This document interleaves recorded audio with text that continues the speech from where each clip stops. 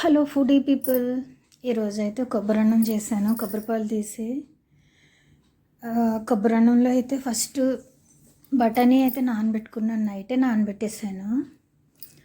నానబెట్టి అవి అయితే కుక్కర్లో వేసి 4-5 విజిల్స్ రానిచ్చాను.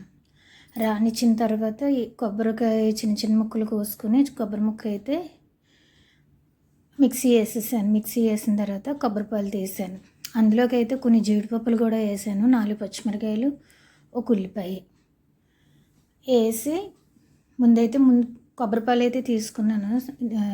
కాకపోతే కొంచెం ముదురు కొబ్బరి తీసుకోండి, అప్పుడే మనకి కొబ్బరిపాలు బాగుంటాయి. మరీ లేత కొబ్బరి అనుకోండి కొంచెం తీపి వస్తుంది, రైస్ కూడా జిగురుగా ఉంటుంది మళ్ళీనే. కాబట్టి నేను ముదురు కొబ్బరికాయ తీసుకున్నాను. అది కూడా ఇవాళ ఆంజనేయ స్వామి గుడికి వెళ్ళాము. కొబ్బరికాయ చాలా బాగుంది. సర్లే ఇంట్లో కూడా చాలా కొబ్బరి చిప్పలు ఉన్నాయి, శ్రావణ శుక్రవారం నాడు కొట్టినవి అవన్నీ కూడా. కాబట్టి ఇవాళ కొబ్బరి అన్నం అయితే చేశాను. శనివారం కదా, ఇంట్లోనే ఉన్నాను కదా అనేసి ఏదన్నా కొంచెం స్పెషల్గా చేసుకోవాలనిపించింది, చేశాను. దాంట్లోకి కొంచెం షేర్వా కూడా చేశాను. వెజ్ షేర్వా అంటే వెజ్జేలే, అంటే కొంచెం నాన్ వెజ్ కూడా చూశాను నేను వేరే చోట, అందుకని వెజ్ షేర్వా చేశాను. సాటర్డే నాన్ వెజ్ అస్సలు తిన్నాం కాబట్టి. ఓకే, కొంచెం కుక్కర్లో అయితే ఆయిల్ వేసుకుని చెక్క లవంగం వేసాను.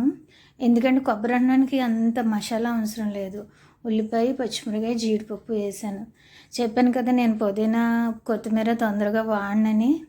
కాబట్టి ఇప్పుడు కూడా నేను అవి వాడలేదు, ఎందుకంటే మరి ఆ స్మెల్ ఎందుకు పడదు తొందరగానే, అందుకని అవి నేను వాడలేదు. అవి కొంచెం వేగిన తర్వాత ఆల్రెడీ నేను ఒక గ్లాస్ బియ్యం నానబెట్టుకున్నాను. నానబెట్టిన తర్వాత ఈ ఉడికిపోయిన బఠానీ అయితే వేసేసాను. వేసిన తర్వాత గ్లాస్ బియ్యం అయితే నానబెట్టుకున్నాను ముందుగానే. మామూలు రైసే, బాస్మతి అయితే కాదు, మామూలు రైస్తోనే చేశాను. మామూలు రైస్ కూడా వేసేసుకుని కొంచెం అటు ఇటు తిప్పేసిన తర్వాత కొబ్బరిపాలు కూడా వేసేసుకోవాలి. మనం వడకెట్టిన కొబ్బరిపాలు ఉన్నాయి కదా, ఒక గ్లాసు బియ్యానికి 2 గ్లాసులు కొబ్బరిపాలు. రైస్ కుక్కర్ కన్నా ప్రెషర్ కుక్కర్లో వాటర్ తక్కువ పట్టుద్ది. కొబ్బరిపాలు కూడా వేసేసిన తర్వాత అప్పుడు అల్లం పేస్ట్ ఆల్రెడీ నేను వేసేసాను అందులోనే. ఏగేటప్పుడే వేసా. కనిపించిందో లేదో మరి నాకు తెలియదు, కానీ కనిపించినట్లేదు, వేసేసాను. అది వేసిన తర్వాత మళ్ళీ ఉప్పు, కారం, మసాలా పొడి కూడా కొంచెం వేసాను. నేను కొబ్బరి అన్నాను పెద్ద మసాలా వాడను, అయినా కానీ నేను మసాలా చాలా తక్కువ వాడతాను, ఎక్కువ వాడను, అసలు చాలా తక్కువ వాడతాను. వేసేసిన తర్వాత మళ్ళీ ఒకసారి ఉడికి రానివ్వాలి. ఉడికి రానిచ్చిన తర్వాత అప్పుడు మనం మూత పెట్టేసుకోవాలి. మూత పెట్టిన తర్వాత చాలా పొడిగా ఇలా ఉడికి రానిచ్చిన తర్వాత మూత పెడితే పొడిలాడుతూ వస్తుంది. నీళ్ళు పోసిన వెంటనే మూత పెట్టేసామనుకోండి కొంచెం అడుగడుతుంది, పొడిగా రాదు. ఎప్పుడన్నా కానీ మామూలు రైస్తో ఇలా చేసుకున్నప్పుడు కొంచెం వేయించుకోవాలి రైస్. ఇలా కొంచెం ఉడికొచ్చిన తర్వాత మూత పెట్టామంటే మటుకు చాలా పొలుగ్గా వస్తుంది. ముందు మాడదు కింద అడిగిన, లేకపోతే కొన్ని కుక్కర్లు మాడిపోతూ ఉంటాయి కదా. తర్వాత ఇది పక్కన పెట్టేసుకున్నాం వేరే పొయ్యి మీద. పక్కన పెట్టుకున్న తర్వాత షేర్వా చేసా. షేర్వాకి ఏంటంటే ఒక ఉల్లిపాయ, ఒక టమాటా వేయించుకున్నా. అందులో కూడా సేమ్ అల్లం వెల్లుల్లి పేస్టు, కొంచెం ఉప్పు, కారం, పసుపు. అందులో అయితే అసలు నేను మసాలా పొడి వాడలేదు, మామూలుగానే వేసేసాను. వేసిన తర్వాత అది ఏగిపోయిన తర్వాత 2 జీడిపప్పులు, 2 బాదం పప్పులు, ఇందాక కొబ్బరి వేసిన దాన్ని ముద్దనే కొంచెం ఉంచాను దీని గురించి అని. కుక్కర్ కూడా విజిల్స్ వచ్చేస్తున్నాయి, దీని గురించి అని ఉంచాను. ఇది వేగిన తర్వాత అవన్నీ కలిపి మిక్సీ కొట్టేసా.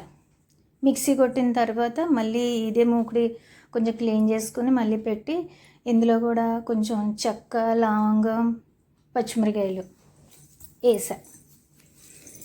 వేసిన తర్వాత షేర్వా అయితే చాలా బాగా వచ్చింది. అసలు చాలా బాగుంటుంది షేర్వా నేను చేసింది అయితేనే.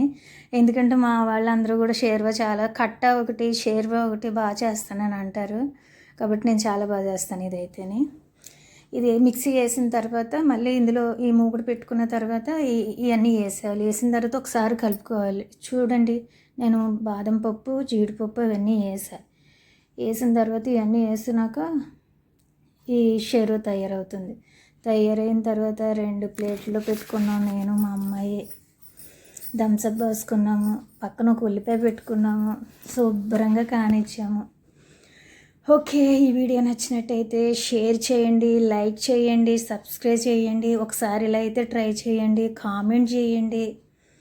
ఓకే, ఈ రైస్ అయితే కనుక ఒకసారి ట్రై చేసి చూడండి, చాలా బాగుంటుంది. కొబ్బరి అన్నం అయితే కొబ్బరి పాలతో తీసిన రైస్ అయితే చాలా చాలా బాగుంటుంది. బఠానీ వేసుకోండి, ఎక్కువ బఠానీయే టేస్ట్ వస్తుంది ఏదైనా కానీ. చూసారా ఎంత పొడి పొడిలాడుతూ వచ్చిందో రైస్ అయితేనే ఇలా వస్తుంది. ఇలా ఇచ్చిన తర్వాత మేమైతే కానిచ్చేసాం. ఎందుకంటే వీడియో తీస్తూ వంట చేయడం కదా చాలా టైం పడుతుంది, తినడం కూడా టైమే పడుతుంది. అలాగే చూసారు కదా, ఇది ఈరోజు మా ఇంట్లో వంట.